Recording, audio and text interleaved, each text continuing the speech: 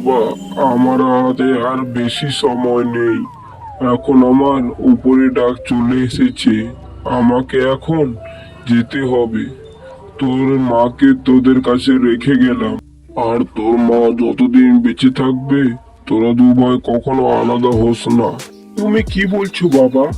তুমি একদম চিন্তা করো না, তুমি সুস্থ হয়ে যাবে। না বাবা, আমাকে এখন যে যেতেই হবে। আমার হাতে যে বেশি সময় নেই।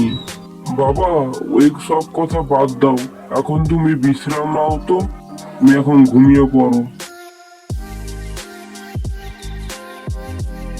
এই যে তুমি এসে পড়লে, তো বুঝি কি বললো তোমার বাবা সে তোমাদেরকে? বাবা তো কিছু বলেনি, শুধু এই কথাই বললো, আমি আর বেশি দিন বাঁচবো না। ও, তুমি টাকার কথাগুলো বললে? টাকা যে বলেছিলাম তোমায় দুই ভাগে ভাগ করার কথা। না, আমি তো কোনো জায়গার সম্বন্ধে কোনো কথা বলিনি। তুমি এক্ষুনি যাও আর বাবাকে টাকার সম্বন্ধে কথা বলো, দুই ভাগে ভাগ করে দিতে। ঠিক আছে, কালকে সকালে বাবাকে গিয়ে বলবো।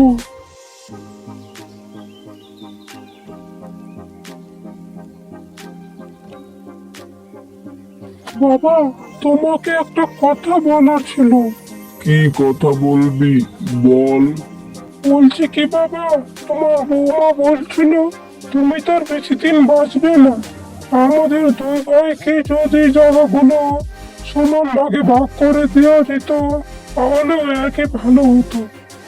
না বাবা, এখন তুমি জায়গা কেন সমান ভাগে ভাগ করে দিবে? এখনো তো তুমি মা বেঁচে আছো। হ্যাঁ, আমি তো কিছু বুঝি না।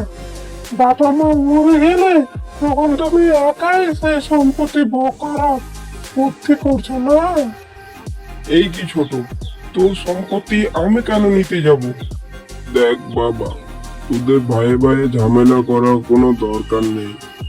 আমাদের যে জমিটুকু আছে, তোরা দুই ভাই সমান ভাগে ভাগ করে নিবি। এবার থেকে তোরা দুই ভাই চাষবাস করে খাবি। ঠিক আছে বাবা, তোমার যেটা আদেশ।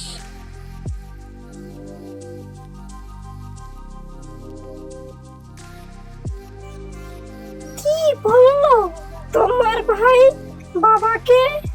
বাবাকে এই কথাই বলছিল, এই জায়গাগুলো দুই ভাগে সমান করে ভাগ করে দিতে।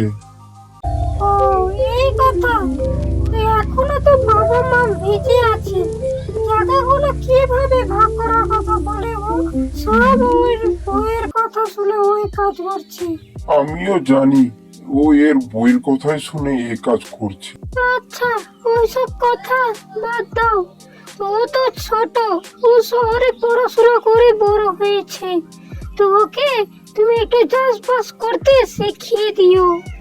আচ্ছা ঠিক আছে, তুমি আমাকে একটু খাবার দাও। খেয়ে দে একটু বিশ্রাম করে জমিতে যেতে হবে। তারা এবার দুই ভাই জমিতে আসার পর দেখ ছোট, তুই তো শহরে বড় হয়েছিস, তুই তো চাষবাসের সম্বন্ধে কিছুই বুঝিস না। তোর কোনো আপত্তি না থাকলে তাহলে আমি তোকে শিখিয়ে দিতে পারি। দেখো দাদা, আমার যথেষ্ট জ্ঞান আছে। আরে হ্যাঁ, আমাদের ওই গরুর গোবর আর কেঁচো দিয়ে আমি চাষবাস করতে পারবো না। আমি কীটনাশক রাসায়নিক সার দিয়ে আমি চাষ করব, এতে আমার ফসলও ভালো হবে। আচ্ছা, তোর মনে যেটা ভালো লাগে, কিন্তু একটা কথা মনে রাখিস, গরুর গোবর আর কেঁচোই আমাদের বন্ধু।